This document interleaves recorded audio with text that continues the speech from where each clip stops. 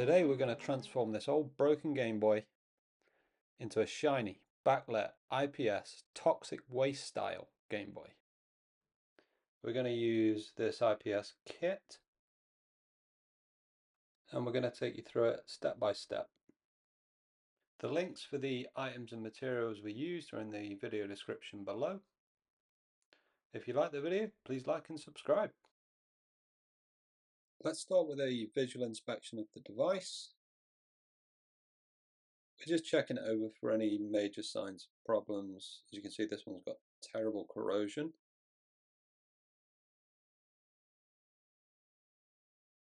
Just going to try the power.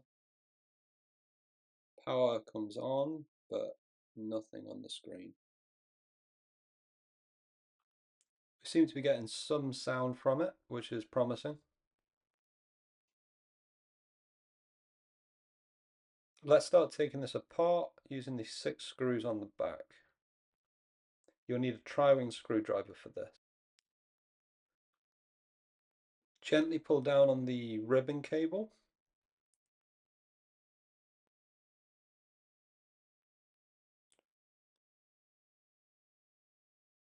Start unscrewing the Phillips screws from the PCB. And have a good look over. You can see this is covered in dirt and grime. But don't worry, we're going to clean this up. Disgusting!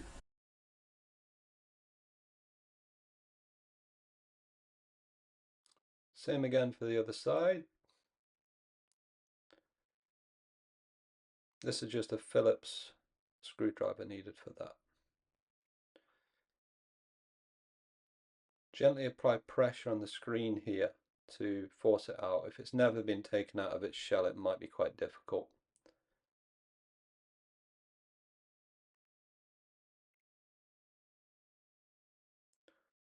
I'm going to save these buttons for later and probably use them on another project.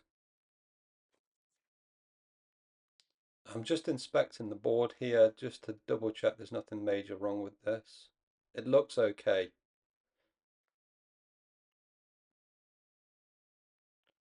Here's my little bath for all the dirty buttons. I just use soapy water to clean those. Just give them a soak.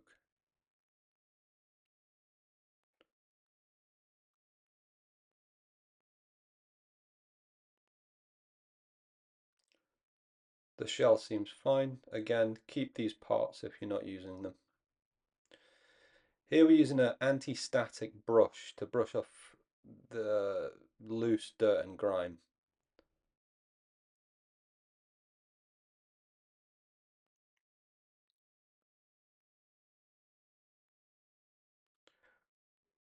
Keep your workspace tidy and clean.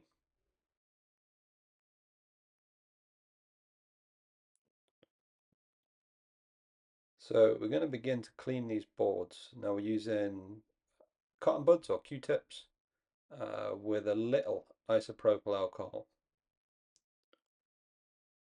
And we're just gently brushing away.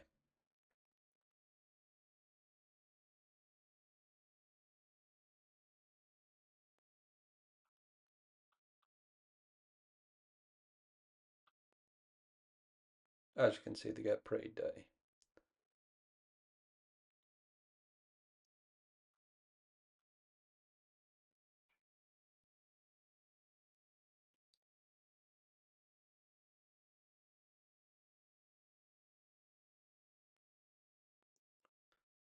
Just using a dust blower here just to get out that final bit of dust that's trapped inside there. So because we're doing an IPS mod, we won't be using this front screen, so I'm just going to prepare to salvage the speaker from it.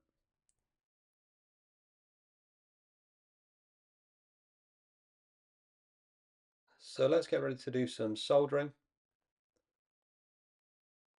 We're going to do this on a ceramic type because it's non-conductive and heat resistant. I'm just using some helping hands here, which will help me position the board for when I'm desoldering and soldering.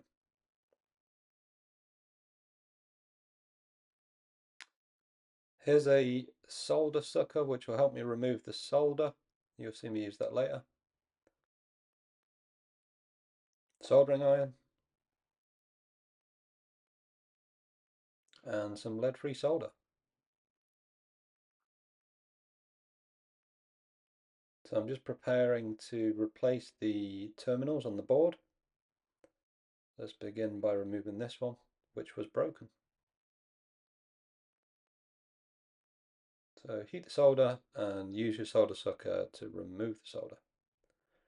It can be fiddly, so you can see here I'm using some pliers, heating the solder up and removing.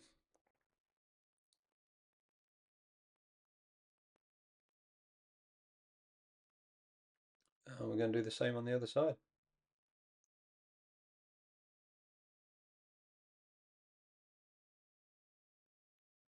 So you can go back in and remove any solder.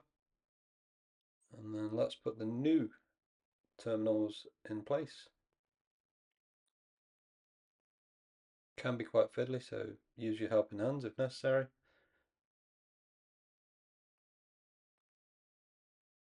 Apply your lead-free solder gently, not too much, not too little.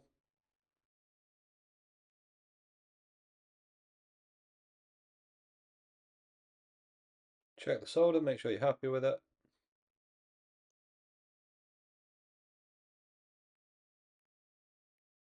This one looks fine. I maybe used a little too much, but I'm okay with that.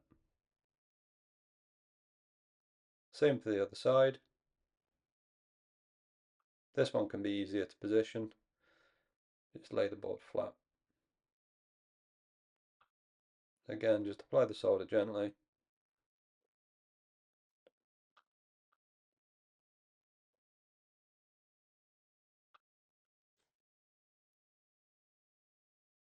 And there you go.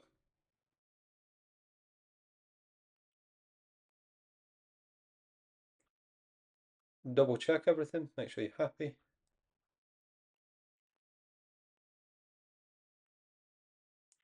Now I'm going to remove the speaker from this one and use it on the new board. So it can be a little fiddly, but I like to hold the speakers in this way, just apply a little bit of pressure, use the soldering iron, and it'll come away quite easily.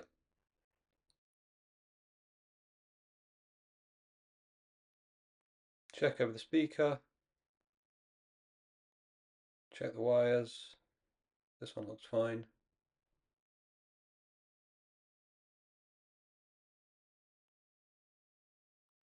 Now let's look at the new board.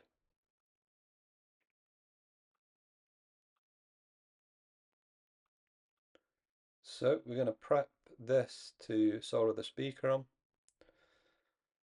So make sure you do this the right way round, else it won't work. So as you're looking at the speaker, it's the left hand wire that will go in the left hand slot here.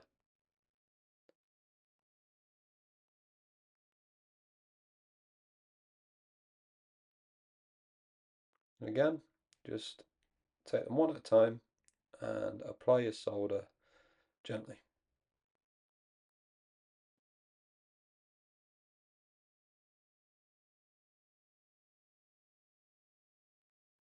You see at the end here, I'm just touching that solder up just to make sure I'm happy with its position. So we're going to start getting ready to put this screen in. So this kit comes with a frame which you need to lay into the case, the new case. I like to do this next part on top of a microfiber cloth, helps prevent dust and just gives a softer surface to work on. Here we're going to connect the new screen into the new board. You can see there's a little flap, you pull that up and push it back down.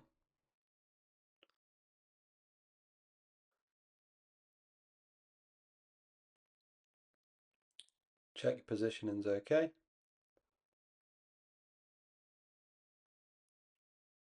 Here we use a bit of double-sided tape. This helps keep this screen in place.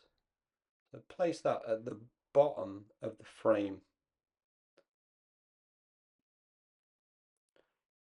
Get all your buttons ready. Place them in. Silicone pads on top. Check the fit. Make sure you're happy with it.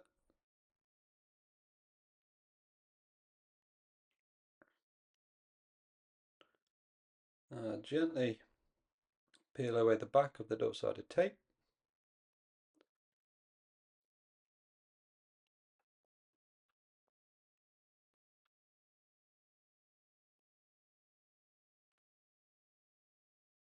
And we're going to gently place this screen into its frame.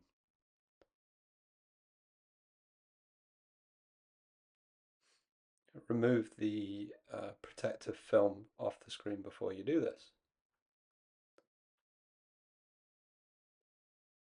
So it should fit nicely within the notches. Just gently press down, make sure it's in place. Flip the board over. Position the speaker. And lay the board into the notches.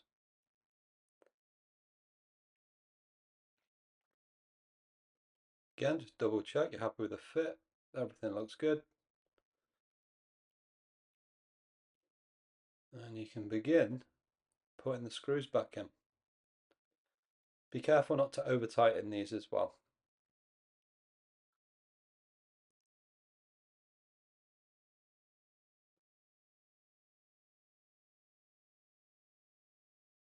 So you can test the buttons again here and make sure they feel responsive, how they should feel.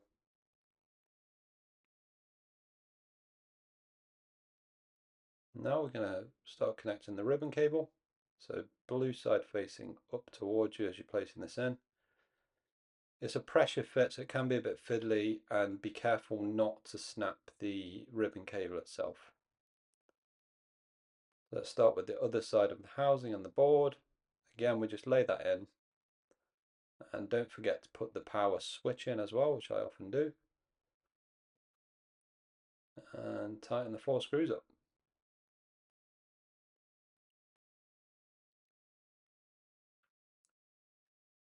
So you can see these are just going to nicely fit together. Again, gently with the ribbon cable, push it up into the other side of the board. And slowly align the casing up, holding it together. So I do a little bit of testing before I do this as well. I can see the power's on, it's looking good. Yep. Do a little bit of testing again. I like to use Tetris here because you can try all the buttons very quickly. Up, down, A, B, start and select.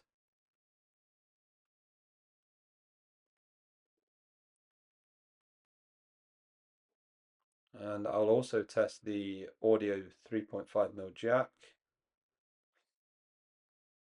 Make sure the sound's working on that as well.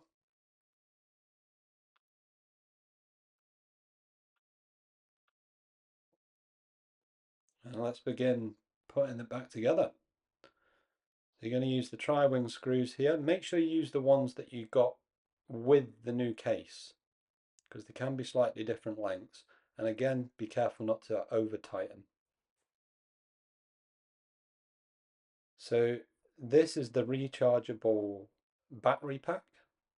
So you lay that in to connect with the terminal at the top. Push it in. And then gently push it down and it will fit into place.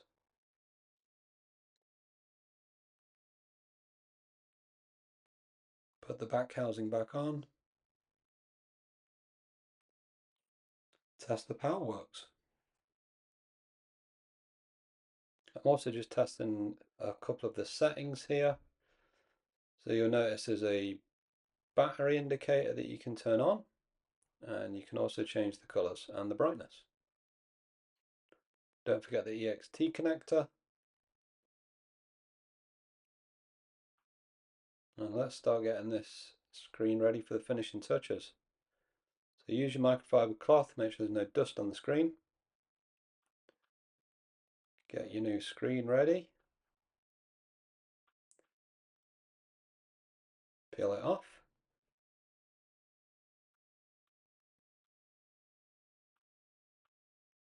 And place that in.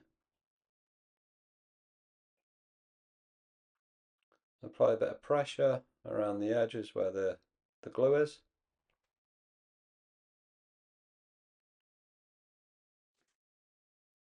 Let's give it another test.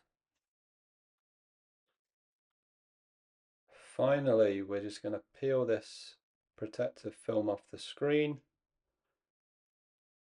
It's very satisfying to finish with that.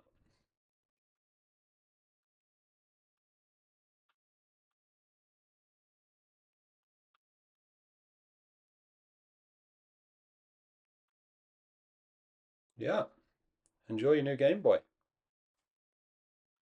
If you like the video, don't forget to like and subscribe.